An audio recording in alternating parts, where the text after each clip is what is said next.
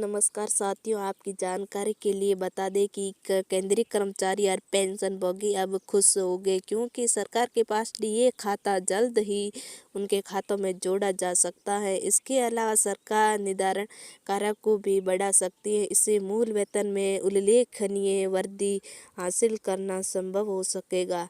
यदि केंद्र सरकार दोनों अनुदान देती है तो यह वर्ष बूस्टर शॉप होगा। माना जा रहा है कि इससे कई लोगों को फायदा होगा। हालांकि केंद्रीय कर्मचारी और पेंशनभोगी लंबे समय से इसकी मांग कर रहे हैं और लोकसभा चुनाव के जरिए इसे मंजूरी मिलना संभव हो जा रहा है। सरकार ने आधिकारिक तौर पर इसकी घोषणा नहीं की है, लेकिन मीडिया रिपोर्ट्स में कड़े आरोप लगाए गए थे, क्योंकि बता दें कि केंद्र की पीएम मोदी सरकार जल्दी ही केंद्रीय कर्मचारी और पेंशनभोगियों के खाते में लंबित डीए फंड जमा कर सकती है। इससे कर्मचारियों में खुशी आना तय है। सरकार 18 महीने के निर्देशन खाते में बकाया को कवर करने के लिए पैसा भेजेगी, जिसकी अब लंबे समय से मांग कर सक रहे हैं। केंद्र सरकार ने जनवरी 2020 से 30 जनवरी 2021 तक बकाया राशि खाते में नहीं भेजी। इसके बाद कर्मचारी और पेंशनभोगी इसकी मांग कर रहे हैं, जिससे अब सरकार जल्दी ही मंजूरी हो सकती है। वही बता दें कि उच्च पद स्थित कर्मचारी के खाते में करीब 18 लाख रुपए जमा किए जाएंगे, जो एक बड़े तोहफे के रूप में काम करेगा।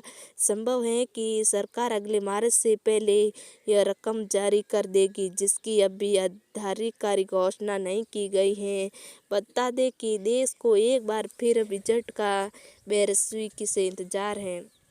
वित्त मंत्री निर्मला सीतारमण 1 फरवरी को बजट पेश करने वाली हैं। यह मोदी सरकार ने दूसरे कार्यकाल का आखिरी बजट होगा और इसलिए काफ़ी उम्मीदें लगाई जा रही थी। लेकिन ये सच है कि चुनाव की वजह से कई बड़े विज्ञापन देखने को नहीं मिलेंगे। कई सरकारी कर्मचारी के मन में अब भी यह सवाल आता है कि क्या उनकी सैलरी में बढ़ोतरी होगी या नहीं। दरअसल सरकारी कर्मचारी लंबे समय से मांग कर रहे हैं कि केंद्र सरकार 8वां वेतन आयोग लागू करे, और अगर ऐसा होता है तो इसका सीधा फायदा देश के 1 करोड़ से ज़्यादा सरकारी कर्मचारी को होगा, जिनकी सैलरी में बढ़ोतरी होगी। लेकिन फिलहाल सरकार ने साफ कर दिया है कि वह इस विचार नहीं कर रही है। अब बजट तैयार के वक्त भी निर्मला सीतारमण का रुख वही है जो चुनावों को देखते हुए इस मंत्रालय के लिए कुछ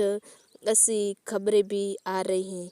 हालांकि मौजूदा समय में सरकार ऐसी नहीं दिखती, लेकिन पिछले अनुभव बता दें कि कोई भी समिति हर 10 साल बाद लागू की जाती। पिछली बार 7वां भुगतान आयोग में भी इसी तरह लागू किया गया था।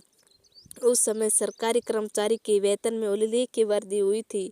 अब इस लिहाज के अगर 8वां वेतन भी लागू होता तो जूनियर से लेकर सीनियर तक अधिकारियों के वेतन में अच्छी खासी बढ़ोतरी हो जाएगी। यहाँ यह समझना महत्वपूर्ण भी है कि कर्मचारी का वेतन भत्ते और पेरोल से मिलने वाले कमीशन के आधार पर निर्धारित किया जाता है। अगर 8वां वेतन भी आता है तो इस मामले में भी यही प्रक्रिया अपनाई जाती है। लेकिन इस समय सरकारी कर्मचारी के लिए एकमात्र सांत्वना यह कि बजट चुनाव के समय में आता है। ऐसे में उम्मीद जरूर है कि खुश लुभावने वादे होंगे।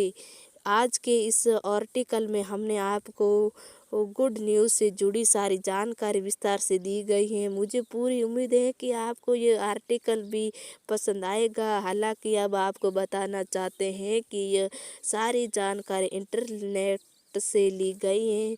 यदि कोई गलती पाई जाती है तो हमारी निजी वेबसाइट के लिए जिम्मेदार हो सके।